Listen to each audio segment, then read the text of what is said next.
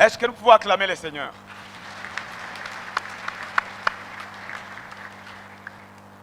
Bien-aimés, que la grâce, la paix et la miséricorde vous soient continuellement données de la part de Dieu notre Père et de Jésus-Christ notre seul Rédempteur vivant. Amen. Nous exprimons sincèrement notre reconnaissance à Dieu, notre Père par excellence, le Père vraiment aimant. Il nous aime tous, sans discrimination, et il nous fait du bien chaque jour. Nous lui disons merci parce que il a permis que cette semaine soit organisée à l'intention des enseignements relatifs à nos familles et particulièrement orientation des papas. Alors merci. Vous nous avez marqué très positivement par votre présence à ces lieux pendant qu'on avait des enseignements. Que le Seigneur vous bénisse. Vous le savez bien, mes frères et sœurs, chers papas, chères mamans, être appelé père, c'est une grâce particulière. Et comme les amis venaient de les lire bien, dans les Saintes Écritures, nous n'allons plus aussi lire. Nous voulons développer la thématique intitulée « La sagesse du Père en guide essentiel pour la vie ». La sagesse du Père, un guide, c'est un guide essentiel pour la vie ou alors l'existence. Être appelé Père, c'est une grâce. Parce que tous ne parviennent pas à ce niveau-là. Il y en a qui meurent même avant 2 ans, qui meurent avant 10 ans, qui meurent avant de se marier. Et alors, toi tu as au moins 25 ans, j'ai vu le vieux Mouira ici avec notre pasteur. À 25 ans, il s'était marié. Alors, être appelé Père, il faut louer sincèrement le Seigneur. Être appelé mère d'enfant, il faut louer le Seigneur. Est-ce que les papas peuvent le manifester et acclamer les grands rois qui dirigent le monde? Gloire au Seigneur.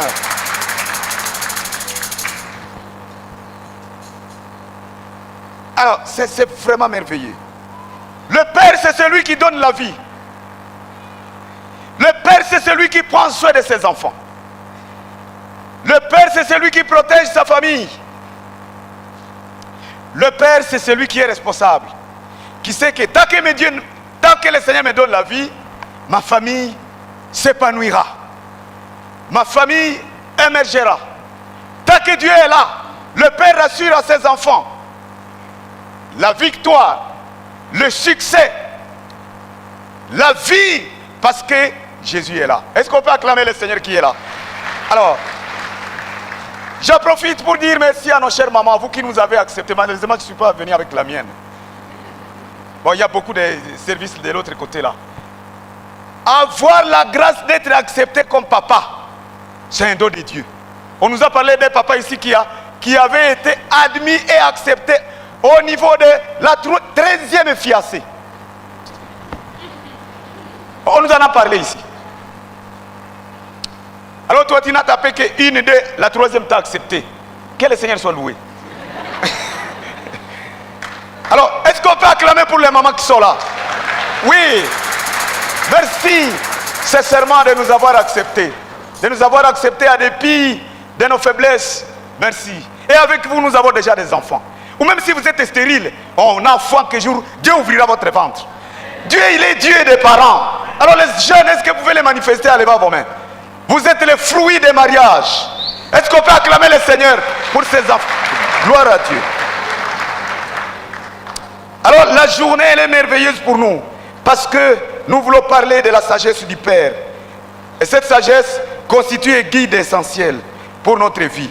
Franchement, il convient pour nous chrétiens en général, c'est-à-dire papa, maman, et même les jeunes qui sont là, de détenir la sagesse. Détenir la sagesse. Et cela à tout temps et à toutes circonstances. Pour que nous puissions bien évoluer dans notre vie. Il nous faut être sages. Cher papa, cher futur papa, chère maman, chère future maman, mes soeurs, les célibataires, soyons sages. Il faut être sage. Dans ce monde ici à tourment, le monde nous expose beaucoup de réalités, avec des théories scientifiques. Soyons sages, pour que nous puissions toujours briller comme des flambeaux dans ce monde corrompu et pervers. Nous devons toujours nous distinguer. Ce pays a besoin de sages. L'Afrique en a besoin. L'Amérique comme l'Europe. L'Asie comme l'Océanie. Nous avons besoin de sages.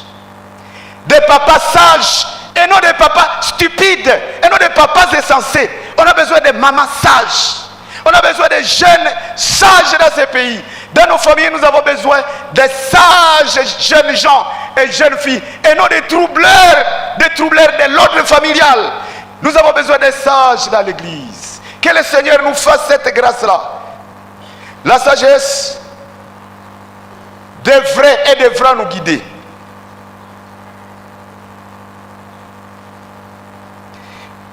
Un papa sage aura son avenir assuré. Une maman sage aura son avenir assuré.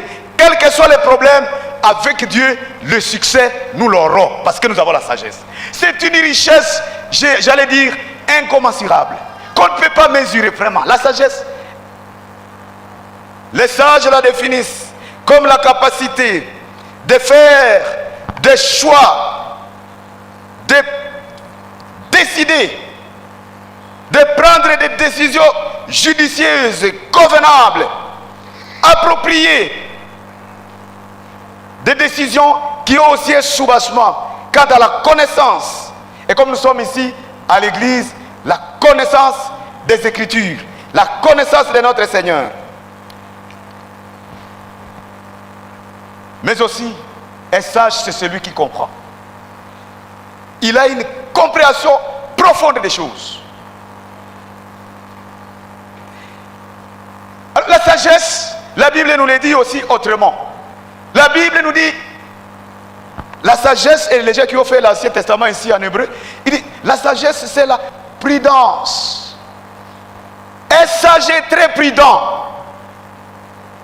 Un homme sage, une fille sage est très prudente. Comme vous êtes là, je vais parler aussi de vous. Une fille est sage, comme vous êtes nos enfants. Ce n'est pas celle-là qui se laisse entraîner par les autres qui disent, on nous demande d'aller au resto et d'aller manger avec des garçons. Et ça, je vois que un danger peut se produire quelque part là au resto. Oui ou non, mes filles? Et ça, je vois le mal de loin. Il est prudent. C'est comme on peut nous dire ici. Mon cher, tu donnes $500 à 3 semaines, tu auras 4000. Et ça, je sais dit. Le sage est prudent. Hokma. Il faut être prudent dans la vie. Le sage, c'est celui qui dit, on vous sollicite pour une décision, vous ne réagissez pas précipitamment. Vous vous dites, non, je dois d'abord réfléchir. Quand nous étions à l'école primaire, on nous disait, réfléchissez avant de faire quoi? Avant d'agir. On nous exhortait implicitement à la sagesse.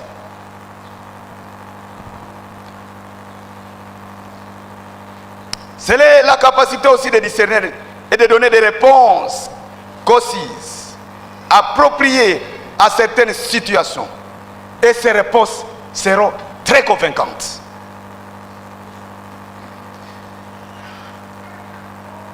Est-ce que nous marchons encore dans la sagesse? Ou alors la question, sommes-nous classés parmi les hommes sages? Je commence par nous les pasteurs. Sommes-nous sages réellement? Vous les papas qui êtes là, est-ce que là, bon, à la maison, est-ce que les enfants nous considèrent comme des papas sages, ou ils nous ont déjà donné même des sobriquets à la maison? Sommes-nous sages? Faisons-nous preuve de la sagesse à la maison? Est-ce qu'au lieu de service, les amis, ils peuvent se réellement témoigner que ce papa-là est sage, cette maman est sage? Est-ce qu'à l'université, vous qui êtes des jeunes, est-ce qu'à l'école secondaire, est-ce que les amis au niveau de la classe ou de l'auditoire peuvent témoigner de votre sagesse, ou vous injuriez les enseignants avec eux aussi? C'est un défi. Un défi. Il y a quelqu'un qui m'a raconté qu'il travaille dans une institution quelque part financière. Il disait que non. Parfois vous nous décevez, vous qui priez. Il m'a dit ça. Il dit, nous savons que nous sommes un peu de païens. Et quand il y a un peu d'argent qui nous arrive par des noms par des voies non officielles, on dit ça, c'est à part les salaires, nous prenons ça. Mais il n'y a pas où signer, prenez. Ça vient de voies illicites.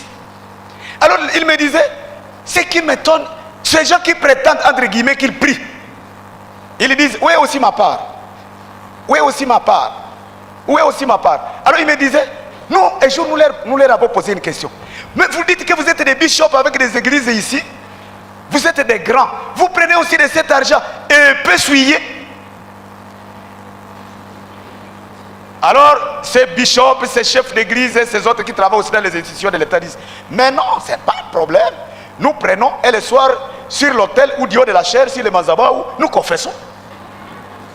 Nous sommes comme vous. Quand vous avez déjà un tel témoignage, est-ce que vous amènerez des âmes au Seigneur? La crainte, est-ce que nous pouvons répéter ce verset-là? La crainte de l'Éternel est le commencement de la sagesse. Et allons-y, la crainte de l'Éternel est le commencement. Est-ce que nous pouvons répéter cela?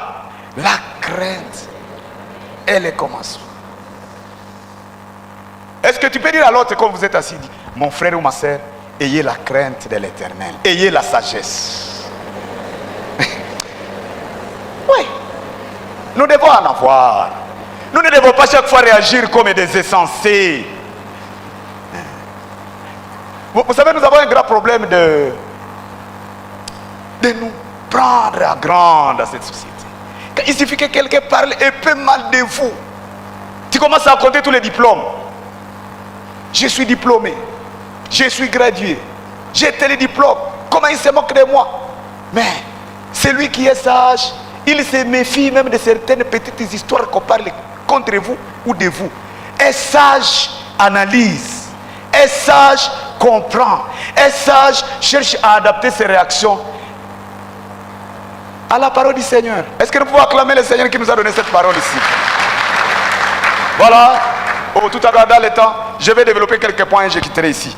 Premier point, nous disons que la sagesse du Père, c'est un guide essentiel pour la vie. Alors je voulais dire, quels que soient les moments difficiles que nous traversons, quelles que soient les circonstances douloureuses que nous traversons, Dieu est notre seul libérateur et défenseur, a le dernier mot quant à notre vie, quant à notre avenir.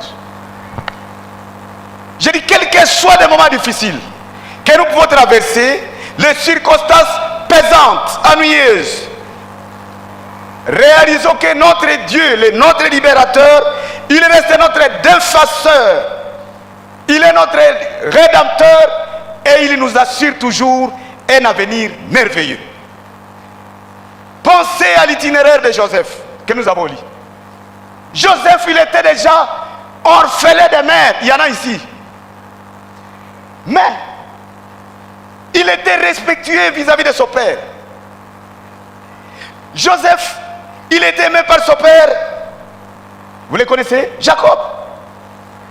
Et sa mère qui était morte quand elle a couché Benjamin. Joseph a grandi comme orphelin. Mais il n'avait pas toujours ces complexes-là. Parce qu'il y a aussi des orphelins qui sont devenus très pleurards. Alors qu'ils ont l'intelligence, la volonté, les talents. Il ne faut pas rester pleurard. Tant que tu as Dieu, tu vis et tu vivras si tu te confies à lui. Joseph, c'était un homme qui avait des visions. Je ne vais pas y revenir. Joseph a été détesté par ses frères.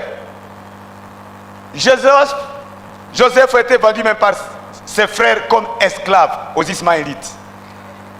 Il arrive chez Potiphar, admiré, mais exposé à une tentation terrible.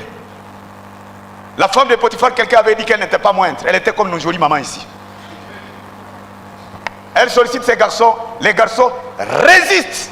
Il est réalisé. Au niveau des campus pour Christ, on dit sentir toujours la présence de Dieu. Il faut toujours sentir ça. Les papas doivent sentir. Il a réalisé que Dieu est avec lui. Et pour s'échapper, il sort, il fuit, prend la fuite. Et la maman récupère. Qu'est-ce qu'il avait récupéré? Oh, cet esclave hébreu est venu se jouer de moi. On l'a amené en prison pendant 2 ans. Un innocent. Je vais vous dire que le Seigneur est toujours au contrôle. Alléluia. Dieu ne l'avait pas oublié, même en prison. Alors, Dieu à son temps a créé un mécanisme, une circonstance qui va obliger les rois à demander que ce jeune homme lui arrive. Dieu est toujours bon. Tu n'es pas oublié. Il y a des plaidards même dans la CBK. On m'a déjà oublié parce que je ne suis pas de quelque part de Tchétsemba chez nous. Mais non, ça ce sont les hommes, nous avons des limites, non? Mais Dieu est illimité, il connaît où tu es, il sait que tu as déjà ton diplôme, il sait que tu as besoin du job, il sait que tu as besoin d'un homme, ma fille, n'est-ce pas? Il sait que tu as besoin d'une fille, mais tu as des problèmes à réunir la note. Oh, temps convenable, il agira à ta faveur, il déclenchera un mécanisme. On dit, Oucha, comment là? Et les gens te feront l'argent. On te fera du boulot, on t'appellera de quelque part. Sois comme Joseph et non pas te plaindre à tout temps. Il faut rester confiant à Dieu. Les Américains disent, in God we trust. Est-ce qu'on peut l'acclamer? Alors, Dieu a son temps. Alors, il s'est souvenu de ce jeune homme Joseph. Pharaon l'appelle.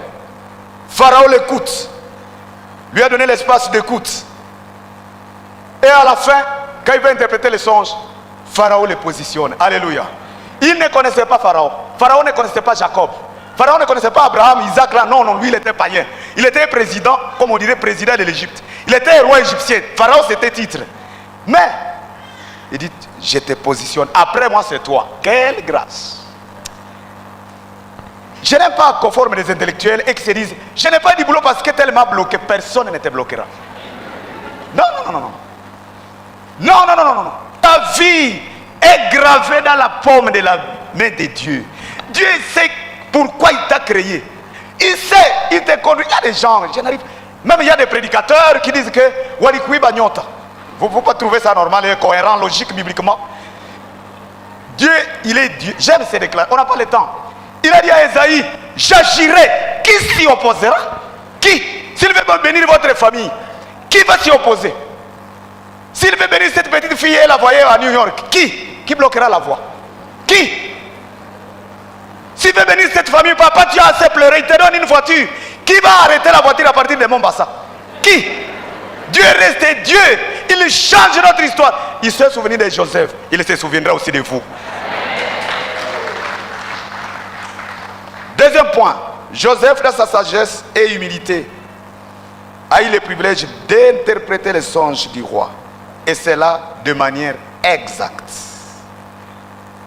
Autrement dit, la sagesse a guidé, a conduit Joseph à interpréter convenablement et exactement les songes du roi Pharaon. Joseph savait très bien que la sagesse vient de Dieu. Amen. Il savait que rien n'est impossible à Dieu. Au même moment, je peux faire une corrélation avec Daniel. Vous vous rappelez l'histoire à Babylone, ils ont dit, donnez-nous quelques temps, nous allons prier. Dieu aussi avait révélé. Non, c'est bon, Dieu est très bon. Alors, la Bible nous dit que Joseph, il se présente chez Pharaon.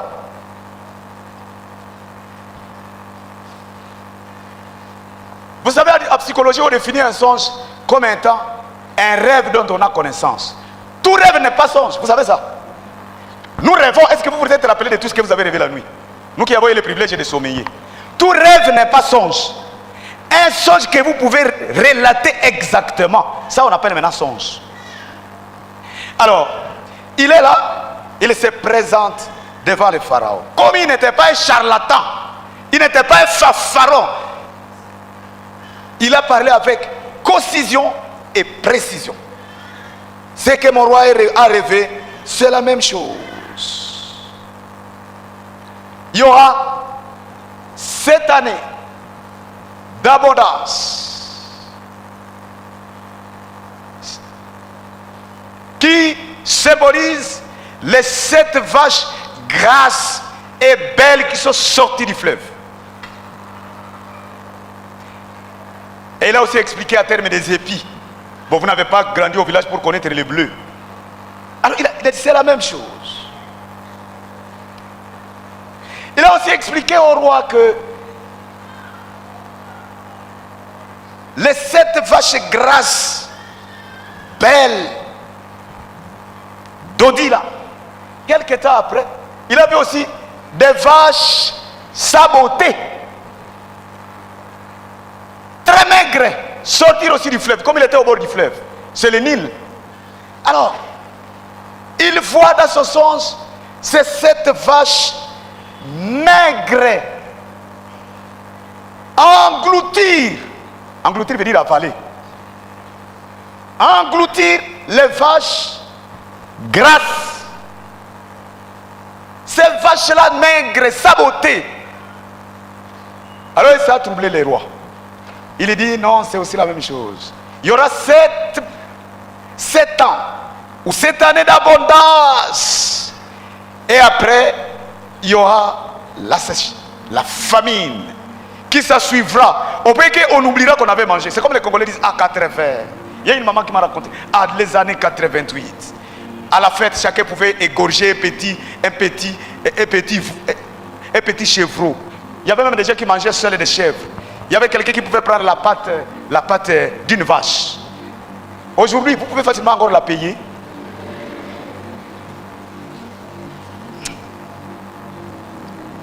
Il a expliqué, le pharaon a dit, voilà.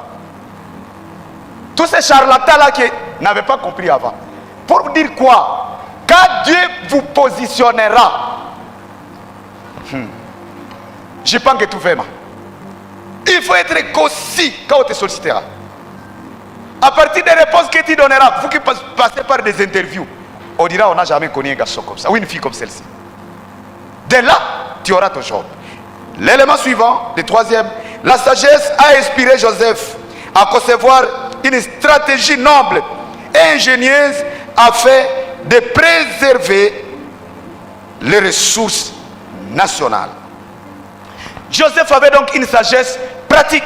Que devons-nous faire? Il a même orienté les rois. Que les rois établissent des commissaires et qu'on fasse un prélèvement pendant les années d'abondance.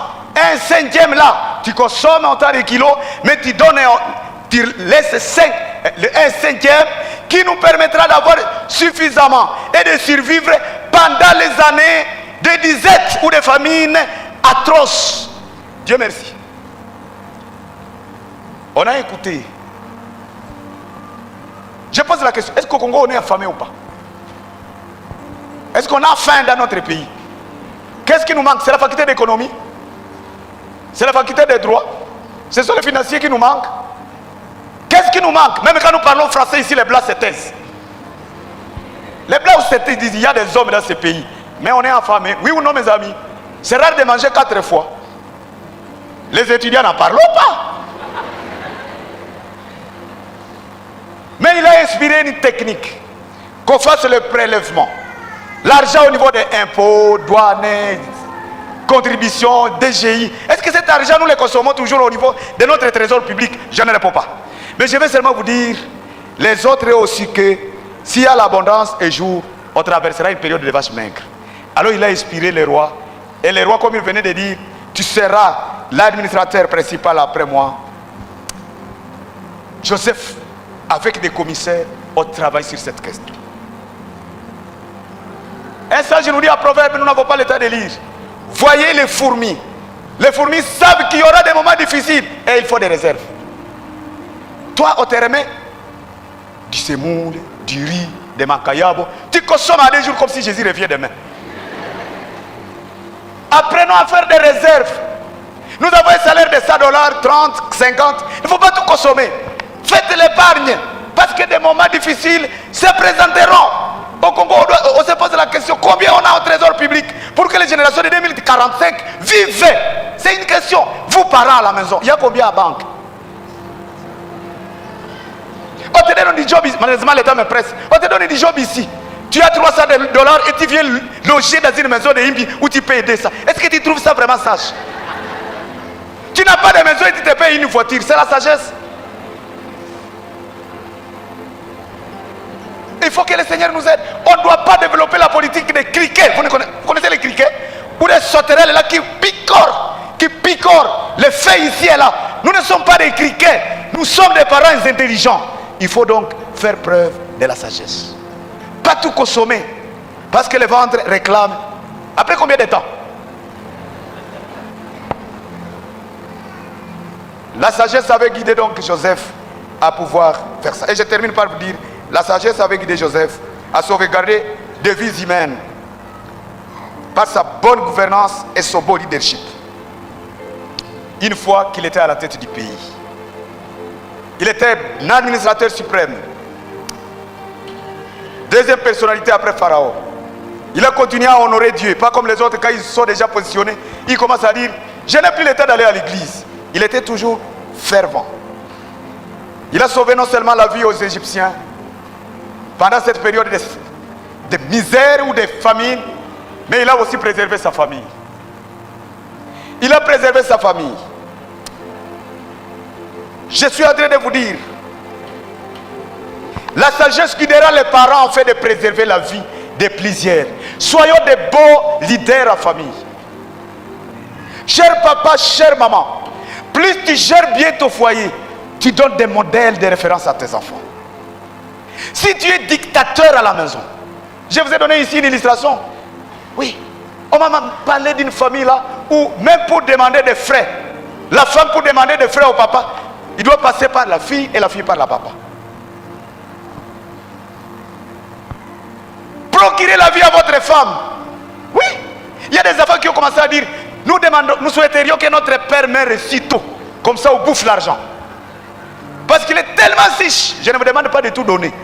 Mais soyez aussi sensibles aux besoins des enfants. Quand j'étais proviseur à il y a des enfants qui disaient, tant que vous ne m'avez pas chassé, mon père ne libérera pas l'argent.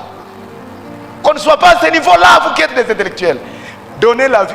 Quand tu parles avec sagesse, tu donnes la vie à ton épouse. Quand tu parles avec bienveillance, sagesse, tu procures la vie à tes enfants. Ou même au quartier, soyez sages. Même si vous n'avez pas un positionnement qui vous fait tellement connaître, mais soyez sages. Quand les autres papas du quartier vous voient, il faut qu'ils parviennent à dire, quand tu es là, quand je te vois, je recouvre encore la santé. Il faudrait que nos enfants nous disent, papa, quand tu es là, il y a une bonne atmosphère de vie ici. Soyons donc intelligents. Le Seigneur est disposé à nous orienter. Soyons sages, cher papa, chère maman. Même au foyer, nous ne voulons pas cette femme-là qui parle comme une clochette. Ce papa-là qui parle comme une basse là. Non, non, non, non. Parlons quand il faut parler. Tout en étant aussi une personne enthousiaste. Oui. Et par la sagesse, Dieu nous éclairera même dans nos foyers. Je sais que nous bâtissons des foyers prospères. Je sais qu'avec Dieu, Goma Ouest aura des beaux foyers pour la gloire du Seigneur. Je sais que vous les jeunes, rêvez grand. N'allez pas avec quelqu'un qui n'est même pas protestant. Vous dites, je vais changer son cœur. Toi, tu as le pouvoir de changer le cœur de quelqu'un.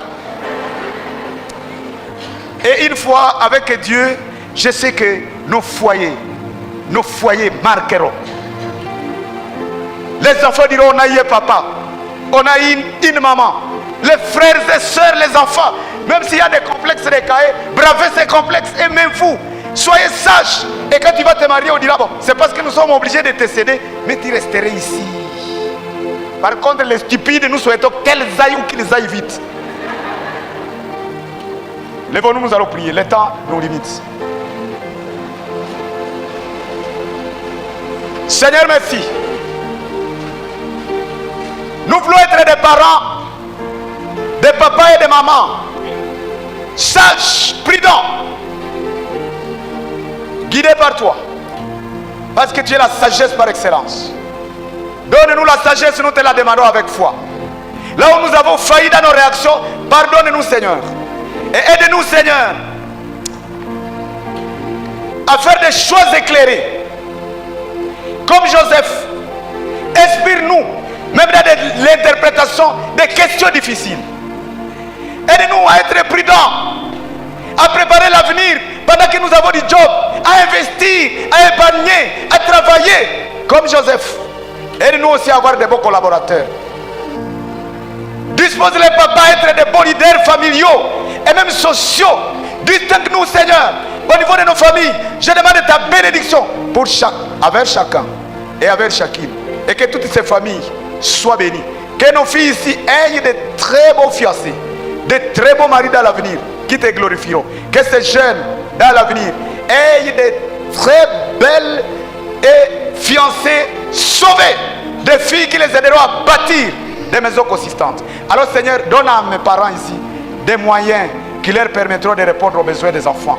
Et qu'en tout, nous soyons toujours sages et non stupides. Nous te le demandons comme une faveur au nom de Jésus-Christ. Amen. Merci, que Dieu vous bénisse.